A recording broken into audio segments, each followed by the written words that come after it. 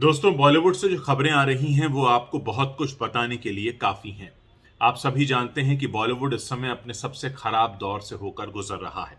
ऐसे में एक प्रोडक्शन हाउस है वाईआरएफ, जो कोशिश कर रहा है कि शाहरुख, सलमान, ऋतिक रोशन को साथ मिलाकर कुछ एक ऐसा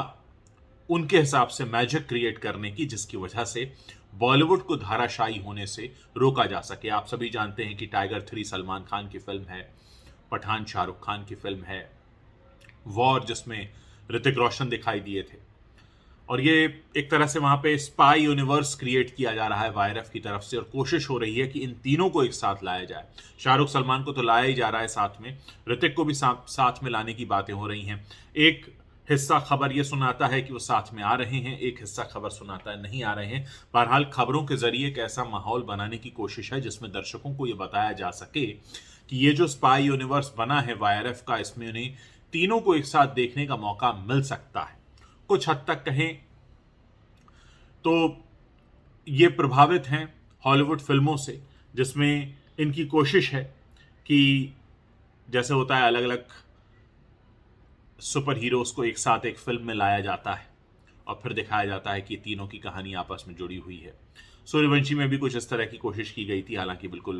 बॉलीवुड का हिसाब किताब था वो, जिसमें सिंघम और इन सबको साथ में लाया गया था। बहरहाल इस समय जो कोशिश ये चल रही है वो बॉलीवुड को बचाने के लिए ज़्यादा हो रही है, क्योंकि आप सभी जानते हैं कि बॉलीवुड में एक चलन बहुत चला करता है, तू मेरी पीठ खुजा मैं तेरी पीठ खुजाऊंगा। यानी इस समय सबके बुरे दिन चल रहे हैं, और सबके बुरे दिन चलने की वजह क्या है आप जानते ही हैं। और ऐसे में ये सबके सब एक साथ आने की भी तैयारी कर रहे हैं, और बॉलीवुड का एक बड़ा प्रोडक्शन हाउस है जिसको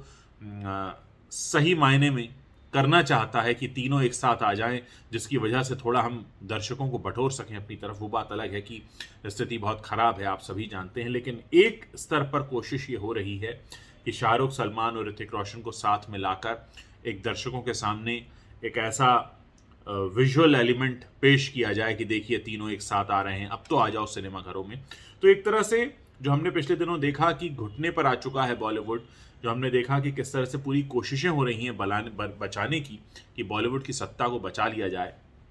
बचेगी नहीं बचेगी ये तो वक्त बताएगा, लेकिन इस समय इतना ज़रूर है कि इस तरह की जो खबरें आ रही हैं वो ये बताती हैं कि एक कोशिश हो रही है कि किसी तरह बॉलीवुड को बचा लिया जाए, चाहे शाहरुख सलमान को एक फिल्म में दिखाकर, चाहे शाहरुख सलमान ऋतिक को एक फिल्म में दिखाकर, या यूं कहें कि एक स्पाई यूनिवर्स जो उन्होंने क्रिएट किया है वाईआरएफ ने अपनी 3 फिल्मों के जरिए, उनके तीनों हीरोज़ को साथ मिलाकर। तो कोशिशें हो रही हैं कि किसी तरह से बस जनता रुक जाए, किसी तरह से कोई ऐसा जादू हो जाए इन सुपर हीरोज़ के जरिए जो उन्होंने पर्दे पर क्रिएट किए हैं,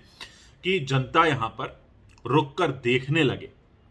अब हम एवेंजर्स एंड गेम का उदाहरण ले सकते हैं। हॉलीवुड में जिस तरह से कोशिश हुई थी, वैसी कोशिश की जा रही है। वैसे एक बात मैं कहना चाहूँगा, पिछले दिनों खबरें ये भी आई कि वाईआरएफ ने ऑफर की थी बंटी और बबली 2 अभिषेक बच्चन को, जो उन्होंने करने से इनकार कर दिया। हालांकि बाद में कहा यह गया कि सबने अभिषेक बच्चन को बहुत मिस किया वहाँ पे, और फिल्म भी फ्लॉप हो गई। अब ये जो कोशिश है ऋतिक, सलमान, शाहरुख को एक साथ लाने की, या सलमान शाहरुख को एक साथ लाने की, और उस सब पे जनता का क्या रिएक्शन होगा ये तो वक्त बताएगा। लेकिन इस सबसे एक बात तय है कि इस समय बॉलीवुड बहुत बुरी तरह से परेशान है कि किसी तरह जनता को रोका जाए, किसी तरह जनता के अंदर फिर से वही क्रेज़ पैदा किया जाए। लेकिन दोस्तों, आप सभी जानते हैं कि ट्रांसलेशन पर चलने वाली इस इंडस्ट्री में अगर मौलिक कहानियाँ नहीं होंगी और मनमाने ढंग से नेपोटिज्म को बढ़ावा दिया जाएगा, तो फिर कौन होगा जो सिनेमा घरों तक इन झूठे चेहरों को देखने आएगा। ये सबसे बड़ी बात है, सबसे बड़ा सवाल है। आप लोग इस पर अपनी क्या राय रखते हैं मुझे ज़रूर बताइए, ताकि हम समझ सकें कि देश की जनता जो है वो इस झांसे में आने वाली है या नहीं।